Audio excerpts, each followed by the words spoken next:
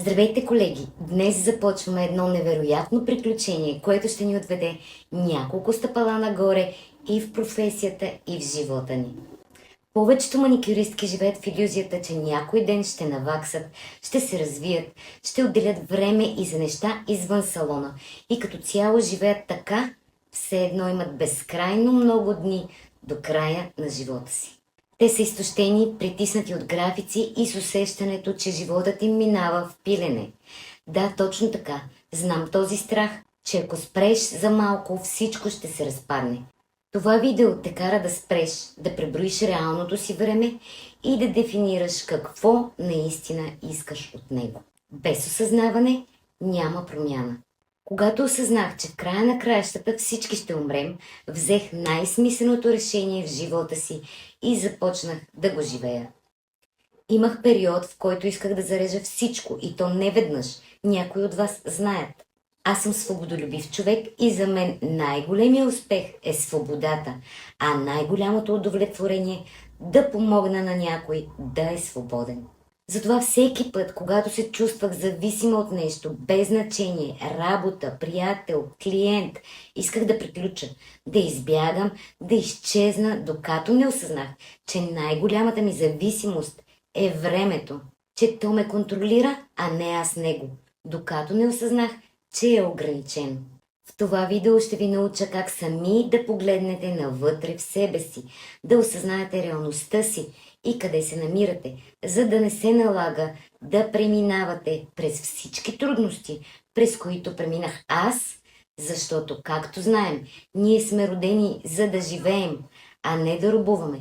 И ако не го направим доброволно, ще го направим доброзорно. А в следващите видеа ще ви науча как да сте свободни, а не роби на времето в салона си. Това не е просто теория, това е твоят код за успех. Първото нещо, през което минават повечето от нас е: все още нямаме пълен график, чудим се как да го запълним и се въртим в омагьосания кръг на проба грешка, докато нещата не се наредят почти винаги от само себе си, но едва когато сме изместили фокуса и сме взели решение какво точно искаме. Ако не успеем да го направим на време, тук е първият камък, който ни препъва и замисля дали да не се откажем.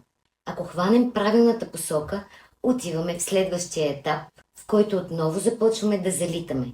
Работим по 10-12 часа на ден в салона си, поемайки още и още работа с идеята, че ще приключим всичко и ще почиваме някой ден.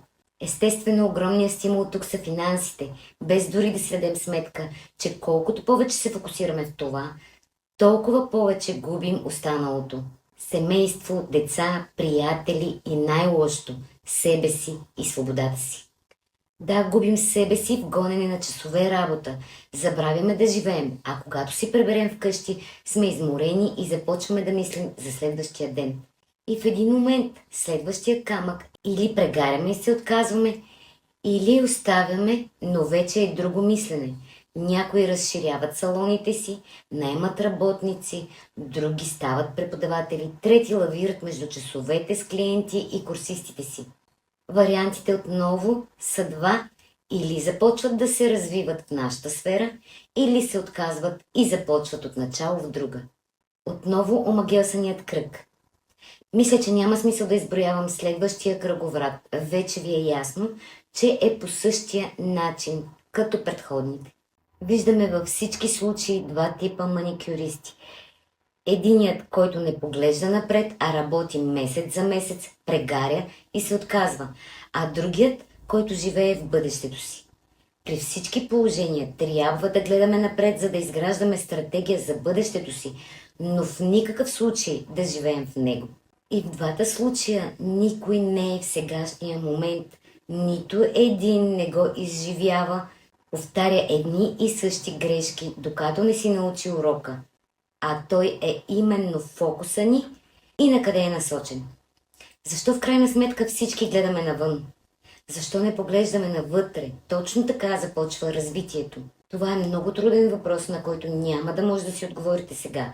но започваме да работим към намиране на отговора му и собственото си развитие. Няма да ви изнасям часове лекции, просто ще ви накарам да направите няколко упражнения, след които ще имате сериозна промяна и може би малко тъга, но не го правя за да сте тъжни, а за да станете свободни, уверени и щастливи.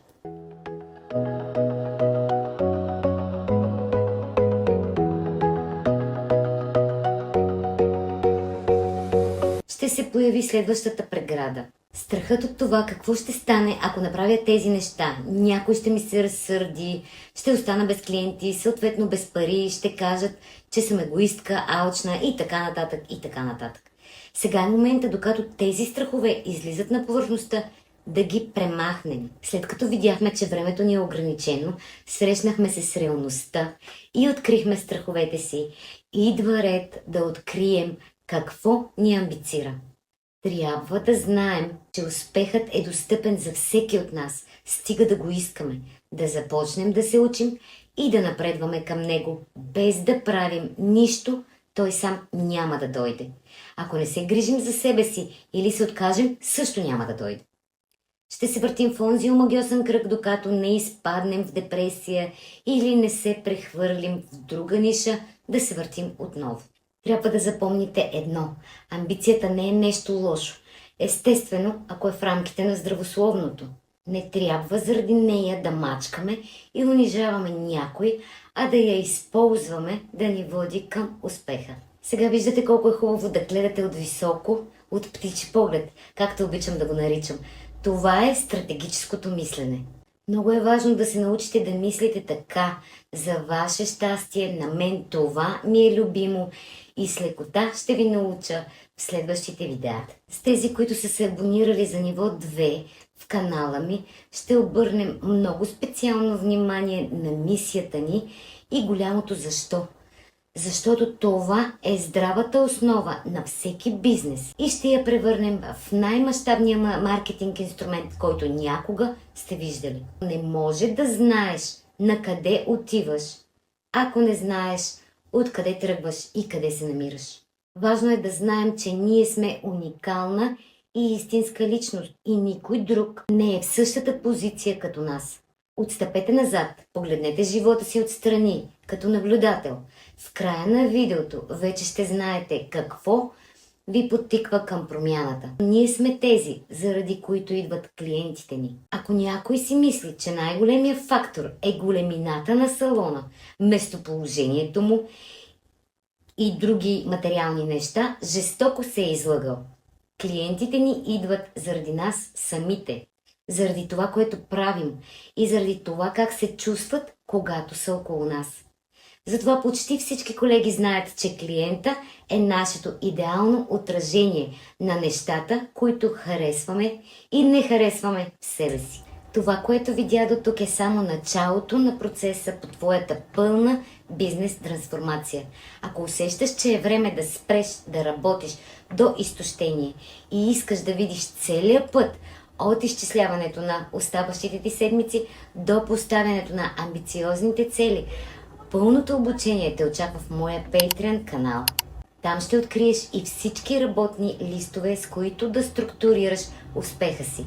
Не губи повече време в лутане. Ако си готова да спреш да работиш на автопилот и да тръгнеш по пътя нагоре, линкът е в описанието. Очаквам те в нашата затворена общност.